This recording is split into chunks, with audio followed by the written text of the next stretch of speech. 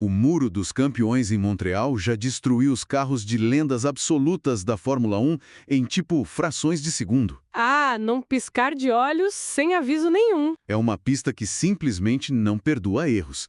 Quem está no cockpit vem a mais de 300 km por hora, freia bruscamente para uma chicane super apertada e na saída dá de cara com aquele muro de concreto com a inscrição irônica, né? Bem-vindos ao Quebec. Quase um deboche arquitetônico da pista. Totalmente. E pilotos campeões mundiais já deixaram suas suspensões e as esperanças de vitória exatamente ali, naquele concreto. Pois é, e no entanto, na história desse esporte, onde 1 milímetro de erro significa o fim da corrida, 2 homens fizeram o impossível virar rotina. Nossa investigação de hoje parte justamente de uma única frase. É um documento estatístico curtíssimo, mas que, olha, esconde toda a brutalidade e a ciência por trás do automobilismo de elite. Exatamente, porque quando olhamos para estatísticas secas, sabe, é muito fácil perder a dimensão do suor, da engenharia, de toda a precisão física que existe por trás dos números. A gente só vê o resultado final. Exato. A Fórmula 1 é um esporte definido pela margem de erro quase inexistente no limite da aderência. Portanto, quando um padrão de sucesso extremo se repete no mesmo local, não estamos lidando com sorte. De jeito nenhum. Estamos olhando para uma maestria técnica que merece ser dissecada para entendermos o que realmente separa os bons pilotos das lendas absolutas do paddock. E é essa maestria que vamos desempacotar agora. A frase que serve de base para nossa análise de hoje, do nosso mergulho profundo, diz exatamente o seguinte, abre aspas. O rei de Montreal, Michael Schumacher e Lewis Hamilton dividem o posto de maiores vencedores da etapa canadense, com 7 triunfos cada. Uma frase de peso. Muito peso. Certo, vamos olhar de perto para o que isso significa. O texto começa chamando atenção com o título, O Rei de Montreal, no singular, para logo em seguida apresentar 2 nomes. O que já cria um paradoxo logo de cara. Sim, e aqui entra a minha primeira grande dúvida. Porque se a pessoa tem que dividir a coroa, isso não tira um pouco do brilho?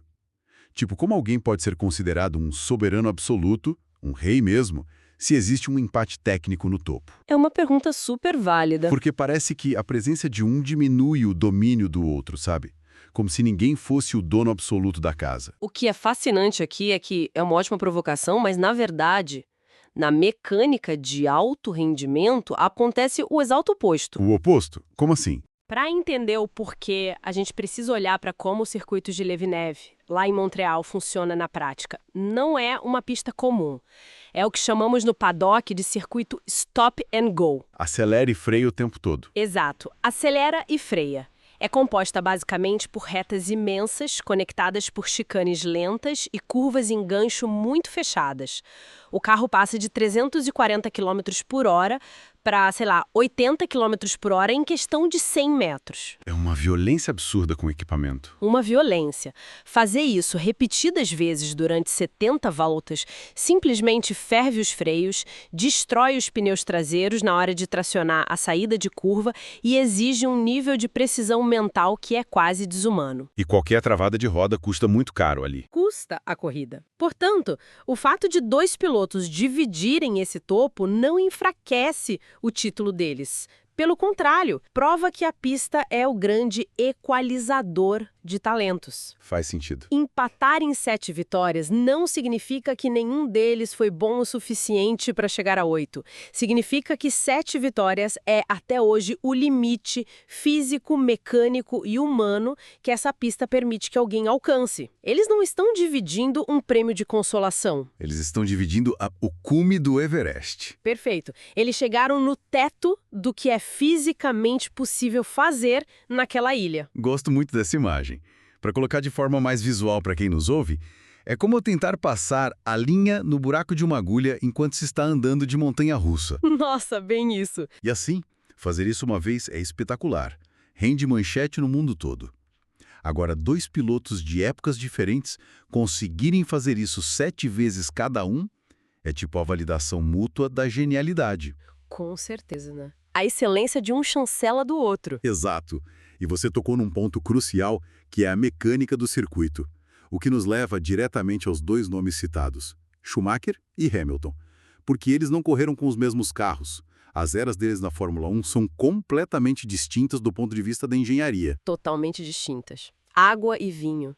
E é aí que o texto se torna ainda mais fascinante para a gente analisar. Mesmo sem detalhar a engenharia na frase, porque o peso desses nomes já traz todo esse contexto embutido para quem acompanha o esporte há mais tempo. Sim, quem é fã já liga os nomes às máquinas na hora. Isso!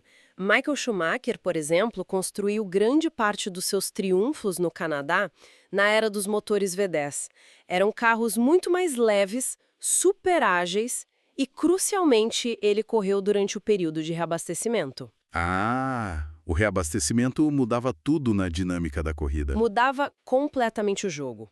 O que isso significava na prática ali em Montreal? Significava que o carro do Schumacher estava sempre leve e com pneus novos a cada parada no pit lane. Permitindo que ele pilotasse em ritmo de classificação durante a corrida inteira. Exatamente, era uma sprint atrás da outra.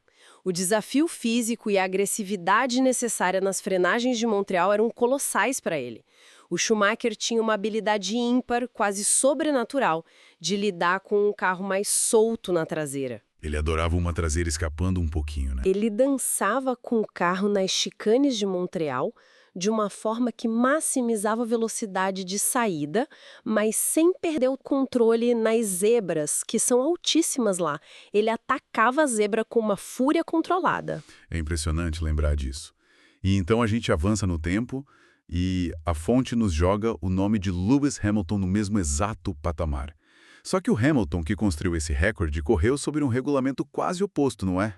Literalmente o oposto em termos de filosofia de carro. Sim, porque estamos falando da era híbrida, carros muito mais pesados, baterias gigantes e a proibição de reabastecimento, o que significa que o carro começa a corrida no domingo como um tanque de guerra, super pesado, cheio de combustível. E com uma inércia enorme na hora de frear. Isso, além da necessidade de economizar os pneus o tempo todo, fazer gestão de borracha.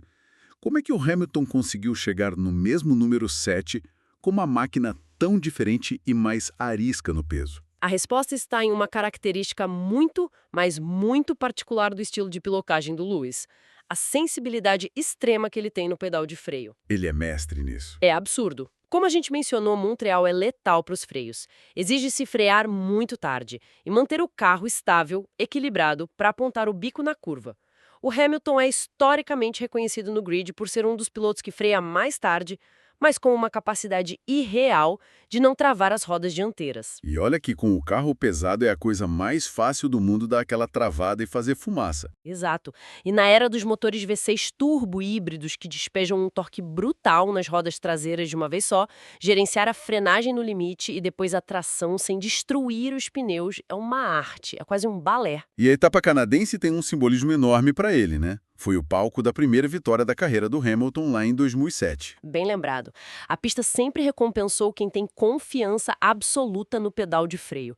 E o que vemos é que tanto Schumacher, com aquela agressividade controlada dele nos V10 leves, quanto o Hamilton, com a precisão cirúrgica e a gestão de equipamento nos híbridos pesados, eles decifraram o mesmo enigma geométrico do circuito. Cada um usando as ferramentas da sua própria época. Perfeito. Solucionaram o mesmo quebra-cabeça com peças diferentes. Olha, isso lança uma luz totalmente diferente sobre aquela parte da frase que diz dividem o posto. Eles dividem o posto, mas trilharam caminhos de engenharia e estilos de pilotagem completamente diferentes para chegar lá. É a prova viva de que a genialidade verdadeira se adapta à máquina que tem em mãos. Sem dúvida. Isso nos leva diretamente à palavra específica que o autor da fonte usa para descrever esse sucesso todo. Aqui é onde a coisa fica realmente interessante, porque o texto não diz que eles têm 7 vitórias, ou 7 primeiros lugares, o que seria o jargão comum. Não, ele escolhe a palavra a dedo. A frase diz textualmente com 7 triunfos cada. E a escolha dessa palavra, triunfos, tem um peso semântico muito maior quando a gente considera o que é necessário para sobreviver a um fim de semana de corrida em Montreal. Ah, sem dúvida.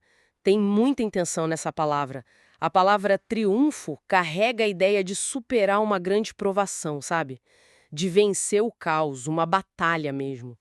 E a etapa canadense é, por natureza, um ambiente caótico. A própria localização já é um desafio logístico e climático. Exato. Montreal fica numa ilha artificial, a ilha de Notre Dame, no meio do Rio São Lourenço. Na maior parte do ano, aquele é um parque público aberto. As pessoas andam de bicicleta, fazem piquenique lá. O que destrói a aderência do asfalto para os carros de Fórmula 1. Destrói. Isso significa que a pista, quando os treinos livres começam na sexta-feira, é incrivelmente verde. A gente chama de pista verde. É escorregadia, cheia de poeira, sem borracha nenhuma grudada no chão. E a aderência vai mudando volta após volta. O assento que funciona na sexta não serve para o domingo. De jeito nenhum. Além disso, o clima em Montreal é notório por ser esquizofrênico, super imprevisível. A gente já teve corridas lá que duraram mais de 4 horas por causa de tempestades torrenciais que caíram do nada. Nossa, a corrida do Jenson Button de 2011 foi uma loucura. Uma das maiores da história. É um lugar onde o clima te testa o tempo todo. E a gente não pode esquecer da vida selvagem local, né? Porque isso é muito único do Canadá. As famosas marmotas. Sim, mais de uma vez a gente já viu marmotas cruzando a pista no meio da corrida. O piloto tá ali, no limite da concentração, a quase 300 por hora, e de repente tem que ter um reflexo felino para não bater no animal e destruir o assoalho de fibra de carbono do carro inteiro. É uma variável atrás da outra. Uma loucura. E além de tudo isso, do desgaste mecânico crônico nos freios, do clima, da pista verde, existe uma altíssima probabilidade de entrada do safety car. Quase garantido que vai ter safety car lá. Exato, porque os muros são muito próximos da pista. Se alguém erra um pouquinho o que seja, não tem área de escape de asfalto quilométrica para perdoar o erro e deixar o carro voltar em segurança. O carro bate, os destroços de fibra de carbono ficam espalhados no meio da trajetória e a corrida tem que ser neutralizada na hora. E aí a equipe tem que reagir. Isso joga qualquer estratégia de boxe milimetricamente calculada no lixo. Completamente no lixo. Por isso que, para conseguir um triunfo nessas condições, não basta ter simplesmente o carro mais rápido do grid naquele fim de semana. O piloto precisa ser um mestre da leitura da corrida. Exatamente.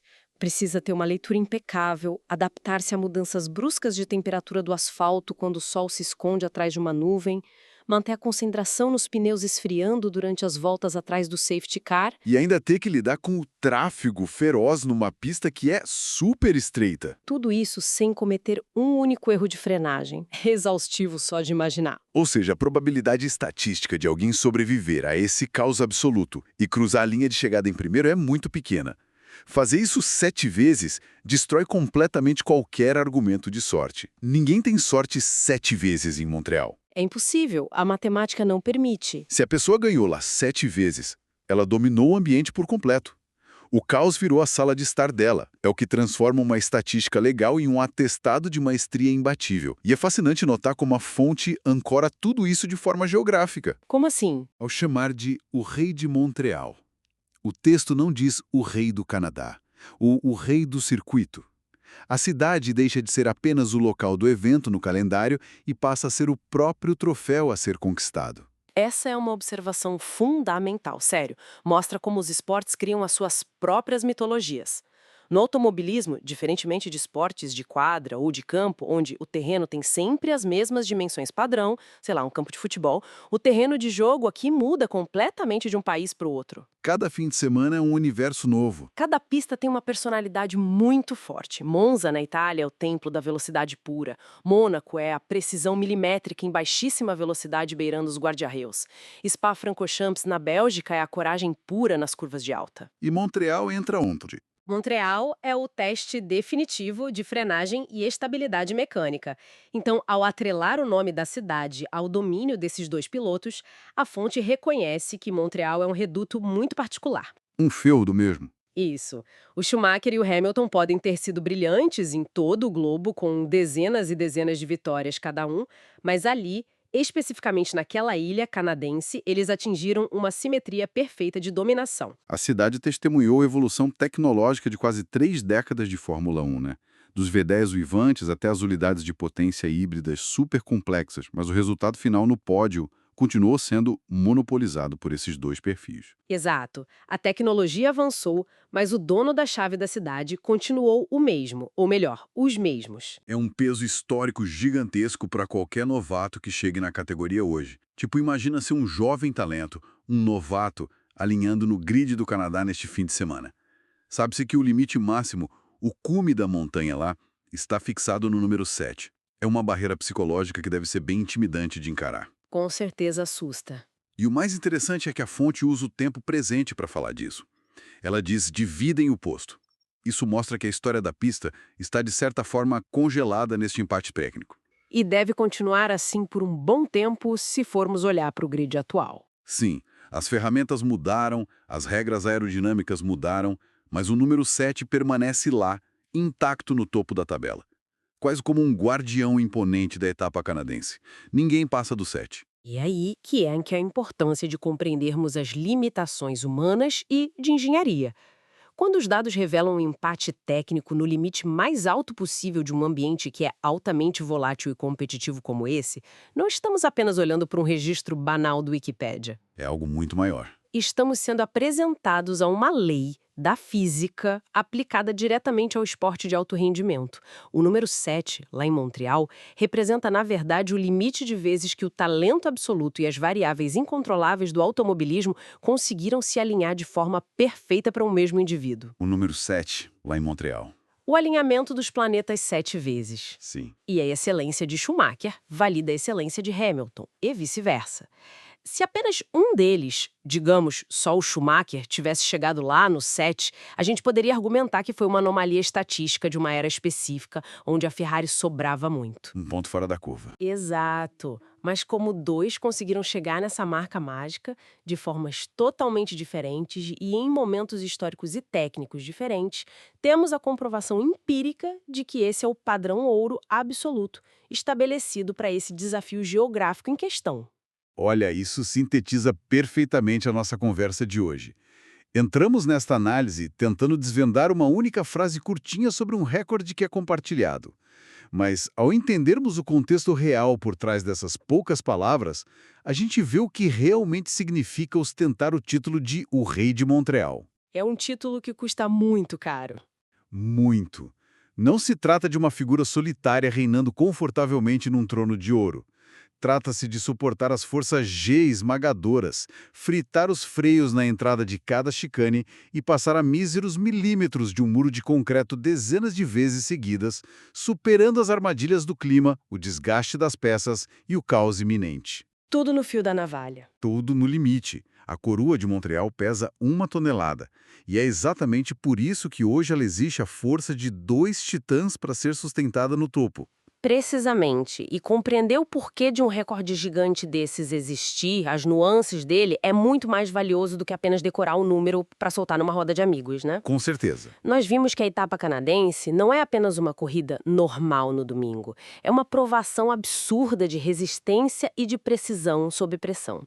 E para finalizar nossa investigação de hoje, com quem nos ouve, vale a pena deixarmos uma pulga atrás da orelha.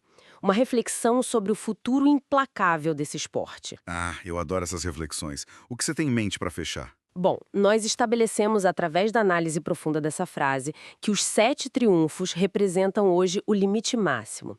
Uma verdadeira barreira de vidro que atualmente exige essa monarquia compartilhada entre o Schumacher e o Hamilton. O teto do esporte. Mas recordes, na sua essência, são apenas convites abertos à superação, sabe? A engenharia da Fórmula 1 continua avançando de forma assustadora ano após ano. Novos talentos, super jovens, chegam com novas formas de interagir com os dados, com o simulador, com o carro e com a pista. Isso é verdade. O esporte não para de evoluir. Então a pergunta provocativa que a história deixa no ar para quem acompanha a Fórmula 1 é esta. O número 7 é realmente a fronteira intransponível?